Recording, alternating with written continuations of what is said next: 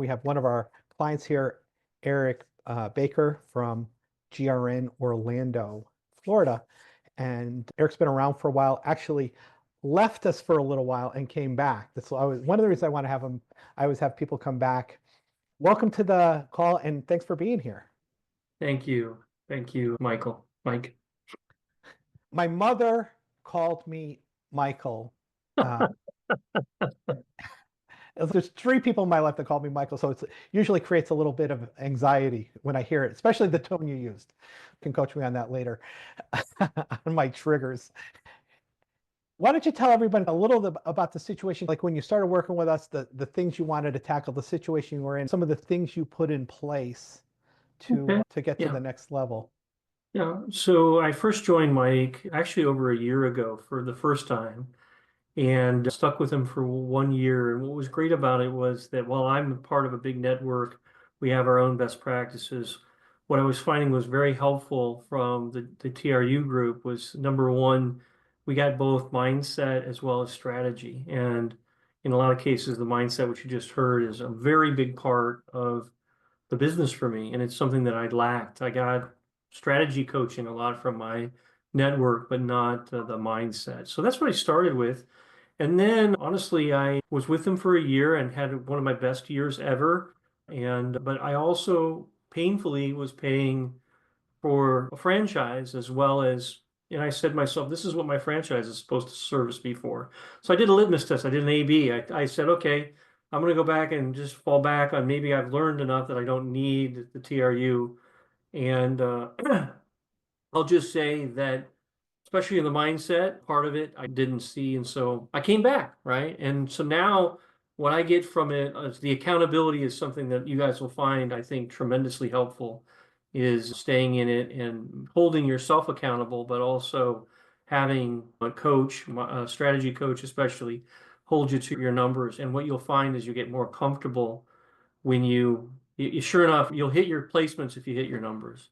And that is very comforting. So I came back. I just took the mindset that I am accepting the fact that I invest in this coaching in addition to all the other extras that I get from my network to make me even a better recruiter. And I can say that coming back, and I utilize a researcher now that thanks to TRU, I found through them, my life is getting easier and productive. Even during this holiday season, just last week, I had a placement, and then I've got another one that could close before the end of the month.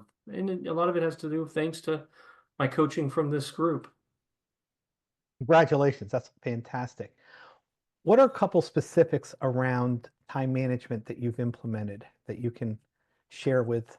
The first one is knowing what you're using your time for. And I think one of the things that, if you're not going through it yet, you will, is to actually track, good, bad, or ugly, what your day looks like on a 15-minute increment for at least a week.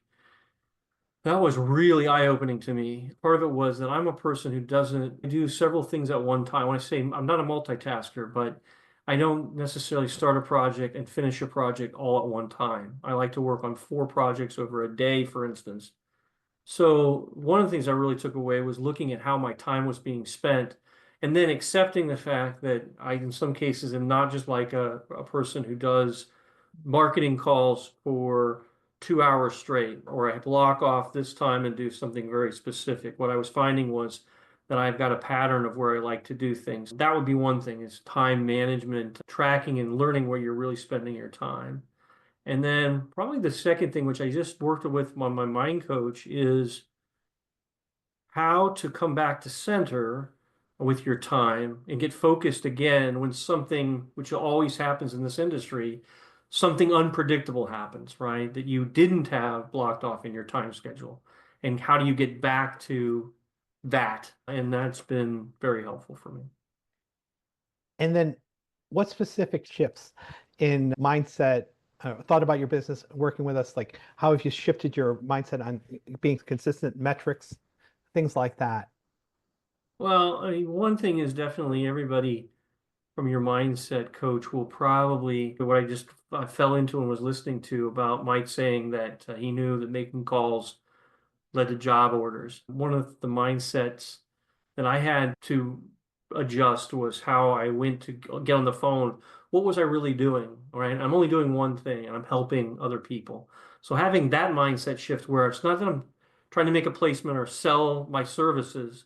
What I'm going to do is get on the phone and I'm going to help people. That's the first thing. And then when it does come to metrics, what's so interesting, Mike, you'll like this, is I just had our corporate meeting yesterday, which was a year-end review, and the metrics that we put up on the board as to the most successful offices, the amount of time that they spend was one of the metrics that our franchise follows.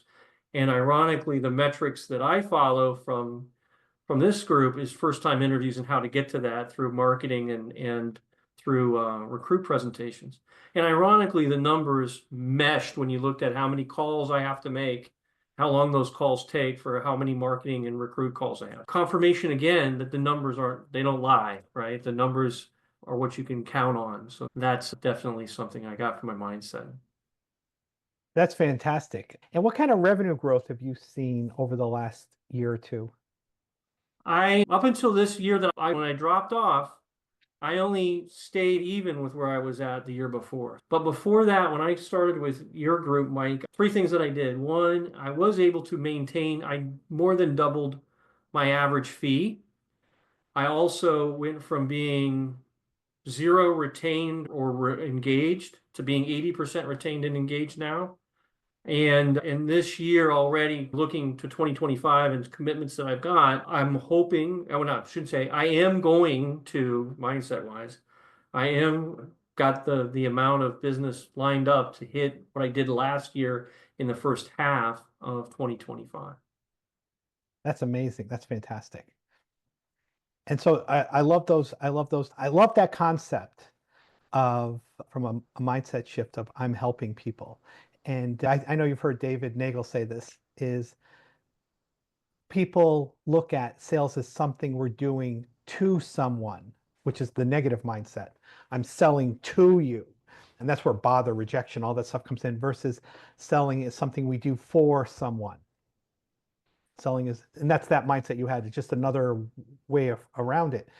And and I think from just to build on that a little bit, because business development is such an area where so many of us are crippled in some way, is think about all the companies when you, Eric, like when you took those assignments and they filled that position. And how many times have we heard, oh my God, thank you, Eric. This gal's amazing. Find me another one. All right. And that's, we've done something for them. To your point, we've helped. Right.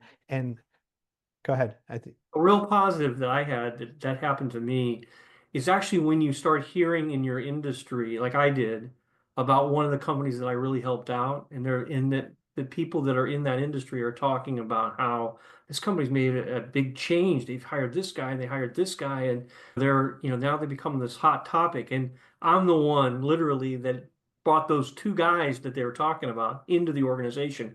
That right there is a tremendous mindset shift for me. Was all of a sudden I can see through talk in the industry that I've affected it in a way. So that was a very positive thing for me. And so like a story I had, and that's fantastic. That's an amazing, like when you're known, when it spreads not only in the company, but beyond as it did with you into the industry. I remember I placed a vice president of sales. I built a sales team underneath of him over a course of a couple of years. And I was the only one he worked with. And they went public and them to congratulate him. We're not here without the revenue. And he goes, you got us outstanding people, right? Like I never made the connection, right? They went public. That's on them. That wasn't on. But when he, as the VP of sales said, uh, we're not there without those people. We're not there without those high performers. This is a great sales force. So I think all of you that are listening can then even reflect on that to say, what is the impact? You probably discount it. I think we tend to discount it after we get paid, but it's a great way to look at it from a standpoint to fuel future calls. I helped him and her. I can help them too. Oh, it's definitely paid off. That particular account already has approached me. They went from being a contingency to a retained, and we have six more roles that we're filling for them this year based on their projected growth. What's interesting is their investment the chairman and the board of the company are so confident in their picks and their selections that they've said, hey, now's the time to expand, not wait for, we know the proof of concept is already there. Let's go ahead and fund the additional people. So that's part of what my first half of the year is helpful, right? Is that part of it. And then I'm looking at a referral program with them to get them to basically help when somebody approaches them and says, hey, how did you guys get to this level? I'm hoping to benefit from that as well. Awesome. Congratulations. Super happy for you. Thank you for the wisdom and the time and showing up and giving some of the folks here some ideas on how to improve their approach to the business, their time management techniques, et cetera.